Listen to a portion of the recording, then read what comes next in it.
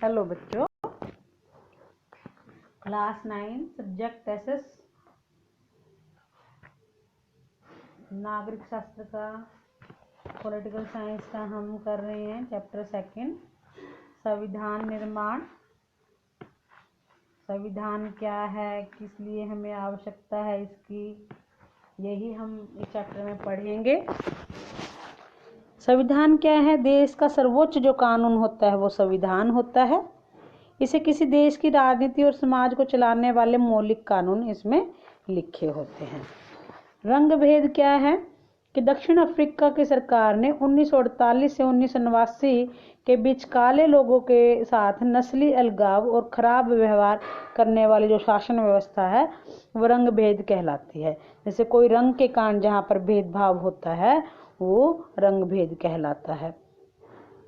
संविधान सभा जनप्रतिनिधियों की वह सभा जो संविधान लिखने का काम करती है, या जिन्होंने संविधान पहले बनाया है, जो आज संविधान लिखती है, वो जो है संविधान सभा कहलाती है। दक्षिण अफ्रीका में देशद्रोह है। देश की सरकार को उखाड़ फेंकने की कोशिश करने का अपराध जो है देशद्रोह कहलाता है। दक्षिण अफ्रीका में रंग भेद की समाप्ति कब हुई? नेशनल कांग्रेस के नेता नेल्सन मंडेला के लंबे संघर्ष के पश्चात 26 अप्रैल 1994 को रंग भेद की समाप्ति करने का नए संविधान को लागू किया गया। संविधान सभा का गठन। संविधान सभा के लिए जुलाई 1946 में चुनाव हुए। इनकी पहली बैठक 9 दिसंबर 1946 को हुई। लगभग 3 वर्षों में 114 दिन के गंभीर चर्चा के बाद 26 नवंबर 1949 को भारत का संविधान स्वीकार किया गया।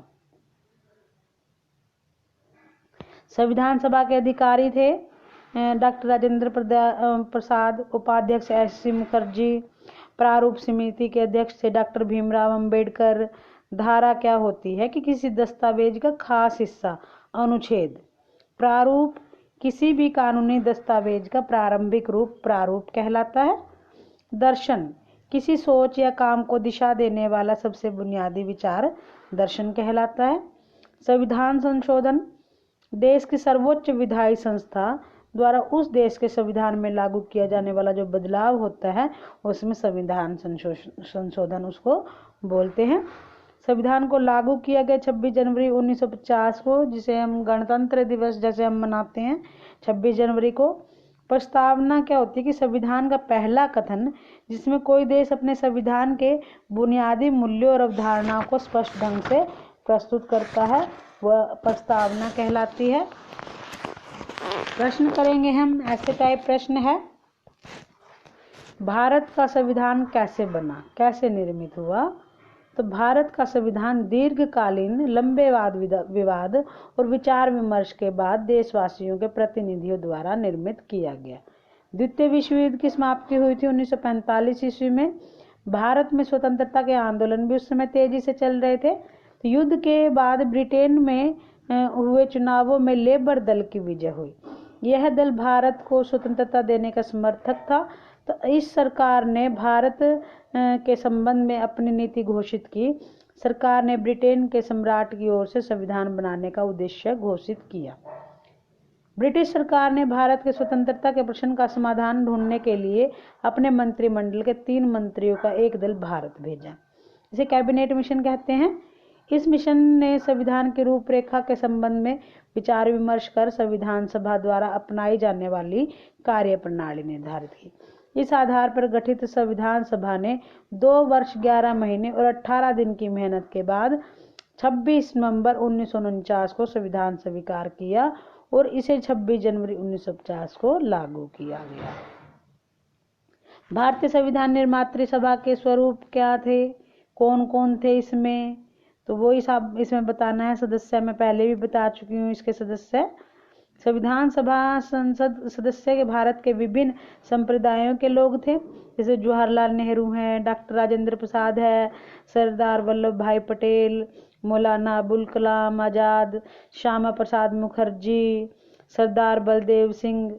ये कुछ ऐसे नेता थे जिन्होंने विधान सभा में विचार विमर्श के दौरान सभा का मार्गदर्शन किया।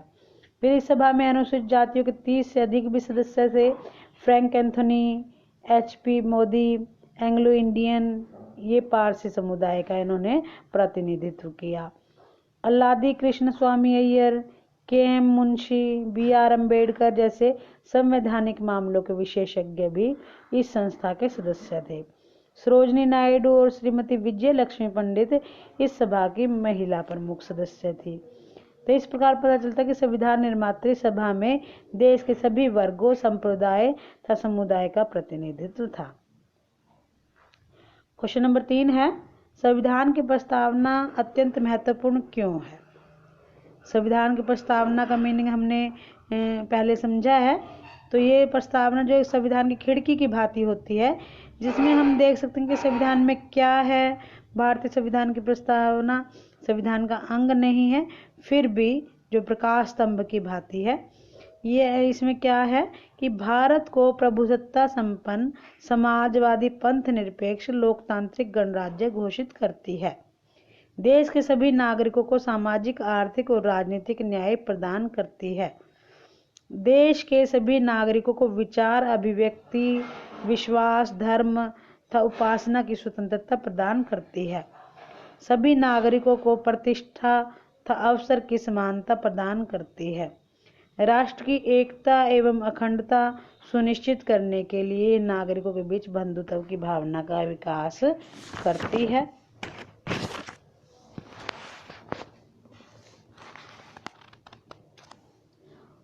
धन्यवाद बच्चों। बाकी के प्रश्न हम कल करेंगे। आपको ये प्रश्न अच्छे से याद करने हैं, चैप्टर भी अच्छे से रीड करना है।